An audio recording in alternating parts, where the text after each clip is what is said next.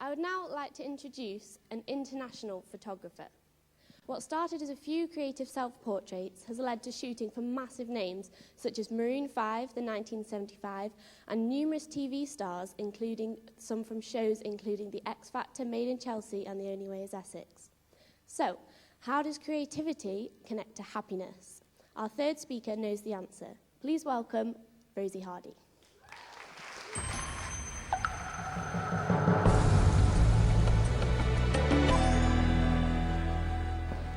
Hello!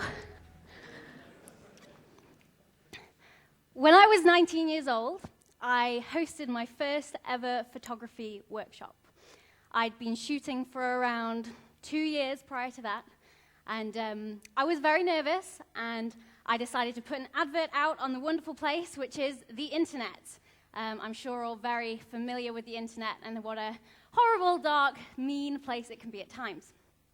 So I placed my advert out, and within about 2 days, I'd had about 20 responses from people. Some people saying, I can't wait to come, I'd love to meet you, I can't wait to hear what you have to say, and one email which stood out more than the rest of them by far, and it sticks with me to this day. And it read, "What on earth makes you think you're qualified to teach a workshop?" And I thought to myself, I don't know. I don't know what makes me qualified. I don't have a degree. I don't have many years behind me as a photographer. I shot in auto mode at the time, so I went to the workshop and I told people, shoot in auto mode if it makes you comfortable, because if you're comfortable, you'll be able to do good shots. If you're uncomfortable and you're scared, you're only going to make things harder for yourself. And it worried me in the days leading up to the workshop, and I convinced myself that I wasn't going to do a good job, and I convinced myself that it was going to be a failure. It wasn't the best workshop that I'd ever done, but I learned so much from it. And that's what leads me to today, standing in front of you guys. I still have no degree. I have a small amount of experience behind me, but really I have no idea what I'm talking about. And all I know is that if you can be creative, and you can work hard, and you can take a passion and turn it into something that you love, you can forge a career out of it. And I like to call that winging it, and that's what I'm going to do today. Next. This is a portrait that I took. It's photoshopped. A lot of my things are. But this, for me, it's called You Are Not Alone. And a lot of the time in my photography, I have felt alone. What I'm going to talk about today is ideas, conceptual pictures, how to edit. I'm going to talk about thinking of the ideas, and I'm going to talk about what to do when you have no idea what to do with your life. So, first of all, this comes up very small. Does education equal ability?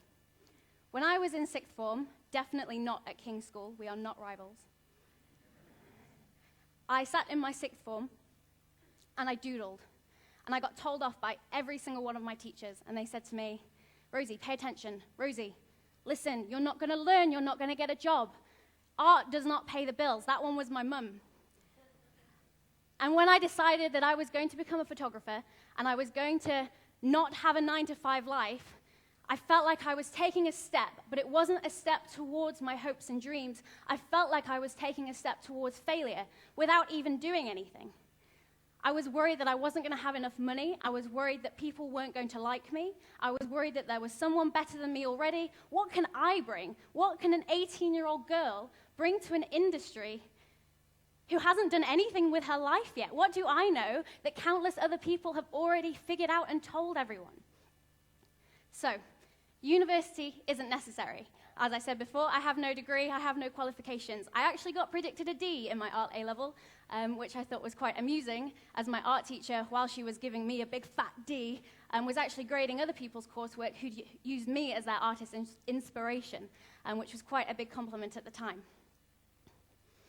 Stepping towards failure, that's how I felt. And when you are in a creative industry, and when you are taking it upon yourself to do your own work and do your own thing, that is a scary, scary thought. We live in a society where qualifications are more important than being happy. When I was doing my A-levels, I developed alopecia due to the stress of the workload, and I'm sure many of you sat here also feel that stress when you work. I was so worried that I was going to fail my exams, and I was so worried that I wasn't going to make anything of my life and that I would be miserable. So what I decided to do was I decided that no, my happiness, my hair growing back, is more important than my philosophy A-level, and I dropped it.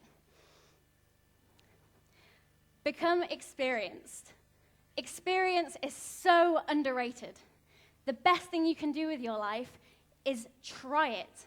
The people that don't get jobs these days after they've gone and slogged out 4 years at university, they're the people, they're not getting hired because they don't have experience. Everyone needs experience, so that's what I decided to do. When I was 18 and I finished A-levels, instead of going to university, I applied, but I never went. I went to America, and I decided I'm going to learn.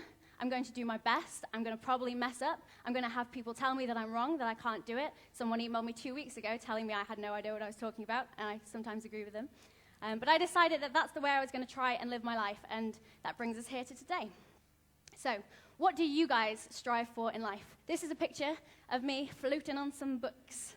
So, most people agree that we all strive to be happy, and most people agree that we all strive to be rich, successful, wealthy.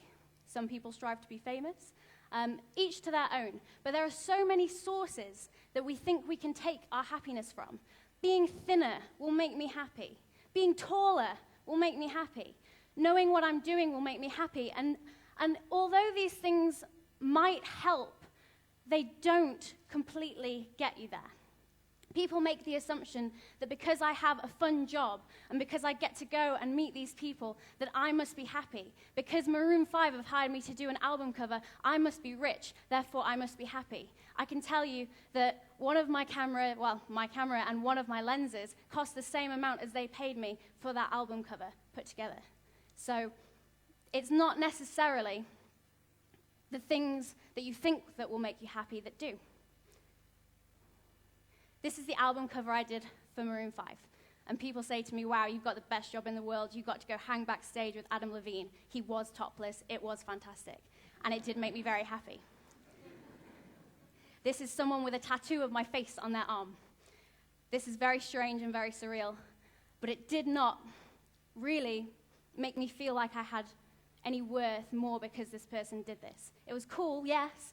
But there are so many things that people don't talk about when they are in their jobs. They don't talk about their amazing careers, and they don't put it on Facebook how actually you can cry at night because someone said you're not good enough, and how hard it is to take that passion and turn that into a career when your passion is all you have in life. What happens when all of a sudden that passion has to pay your rent, and if you don't do what other people say, you are not getting paid? Here is Lucy Mecklenburg from The Only Way is Essex, and Craig Colton from The X Factor. Now, the Craig Colton picture, this was shot in a car park where I used to live. I'm a big believer in doing things on the cheap, and I'm a big believer in making use of your resources. And with Craig, I decided that he was going to go down there, people were walking past, and I was going to just chuck leaves at him and see what happens. And that's how I am creative. I decide just to try things that are a little bit weird and just hope they turn out for the best. And it's a lot of practice and a lot of trial and error. I've also been very lucky in order to go around the world and shoot wedding workshops in Paris. This was 2 of the pictures that I took. We also got told off for shooting on the tram lines. They made about 6 announcements, and we didn't hear any of them. Okay, next up, a cold bucket of reality. This is the reality that I'm talking about when you turn your career into your job. Essentially what you're doing when you love something, whether it's music or dance or photography or acting, you're taking what makes you feel alive and you're caging it. It's like taking a bird and caging that bird and then saying, right, guys, form a line. You can pay to see how beautiful this bird is up close. And that's what I did with my photography, and it crippled me for a while because all of a sudden, it was the client's vision versus my vision. It wasn't me skipping home from school anymore to take the pictures that I loved and roll around in the dirt. It was the client saying, look, I need a picture of this ice cream. And I had to make it not look like ice cream. And how do you do that? How? So what I did was I decided to make my client work my personal work. That was the only way I could get around it. And even now, there are some clients that still aren't that interested. I'm just someone that clicks a button. But when I do get clients that say, you do what you want, that is the best thing in my life. What would you do if money were no object? This is a quote from Alan Watts, who has greatly inspired me. And he says, "What do you desire and what makes you itch? Figure out what you love, do that, and then forget the money. Because if your life is all about money, you're left in a very empty shell, and money takes away the passion, and it makes the hobby, the chore, and the job. And there is nothing worse than getting up in the morning and thinking, I don't want to do this." This is a picture which is called "The Superhero in Me is Tired." And when I took this picture, I had felt like I had tried so hard to jump and be courageous and leap and try a career where I have no backup plan, and I felt like I had fallen, and I felt like I had hit the ground and face planted quite hard. And I'm not ashamed to admit to you all that I have cried many times about being not good enough. I have hated the pictures that I've taken. I've wondered whether I'm in the right career. I've thought, wow, 9 to 5 sounds amazing. I could just clock off. But at the end of the day, I feel so lucky to be doing a job which means that I can express myself, and it means that I can take all those negative feelings that I experience in the cold reality that got dumped on my head, and I can actually channel that into a picture, and I can channel that into something that people can look at, and people can say, I get that, I felt like that. I'm going through that right now, and I needed to see this picture in order to pick me up. Getting out of the hole. So many creatives, if you ever try a creative job, you will be in that hole. And the first step to getting out of the hole is wanting to get out of it, because it sucks you in. And you will find that the people that succeed in life are actually the people that got out. Because so many people don't get out of the hole. So many people stay in there. And the only way that you can get out is to try. So you have to realize that happiness comes first. You can't constantly put your goals ahead of your happiness, because if you do that, you're never going to be achieving them. You got a grade B, now you have to get a grade A. It works the same way with every single job. You have to let yourself be happy before you can achieve the goals. Don't forget to look at your hands. One day when I was typing client emails, I looked down at my hands, and I was thinking to myself, I hate the fact that I have to do this all the time. It sucks the fun out of everything. And then I realized how beautifully the light was hitting my hands on the keyboard. And I realized that my hands are never going to be this young again. This is the youngest my hands will ever be. And I'm so lucky to have this. And I took a mental picture, and I started to climb out of the hole. I'm going to skip this one because we've not got that much time left. This is me having fun.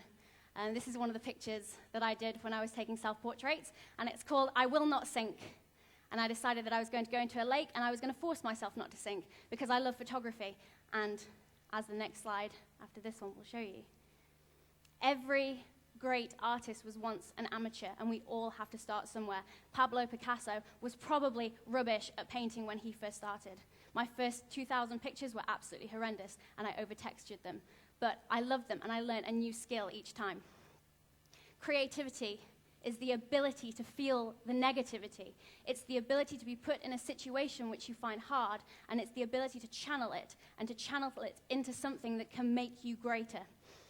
Losing yourself is okay, because the reality of the cold bucket of water that got dumped on your head is the very reality which made you love escaping into creativity in the first place.